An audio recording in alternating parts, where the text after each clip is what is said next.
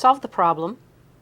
If an object is projected into the air from ground level with an initial velocity of 64 feet per second, its altitude or height in feet after t seconds is given by the formula s equal negative 16t squared plus 64t. At what time or times will the object be at a height of 64 feet?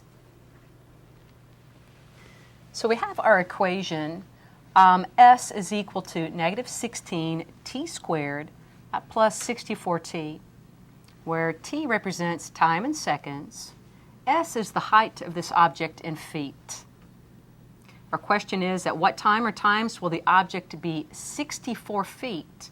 So we're going to substitute 64 in for s, and we're going to solve for t. So 64 is equal to negative 16t squared plus 64t. We have a quadratic equation to solve. Let's put it in standard form. I'm going to move terms to the left-hand side of the equation, so this leading coefficient will be a positive number. So adding 16t squared to both sides gives, on the left, a positive 16t squared. Let's subtract 64t from both sides. So on the left we have a minus 64t plus 64, and that's now set equal to 0. Our quadratic equation is in standard form, but let's clean this up a little bit. Our coefficients all have a common factor of 16. So I'm going to divide both sides by 16.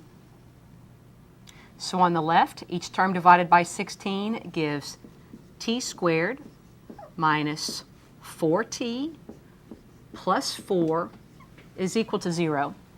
Now this is a much nicer form because what we have on the left side now is a perfect square trinomial, and it's going to factor as t minus 2 times t minus 2, or t minus 2 quantity squared. Using our zero factor property, either t minus 2 or t minus 2 is equal to 0, but we only have to write that once. We've got a repeated factor. T minus 2 is equal to 0, so t is equal to 2. Remember that t represented a time in seconds. And so just to summarize here, we would say then that this object is going to reach a height of 64 feet after a time amount of 2 seconds.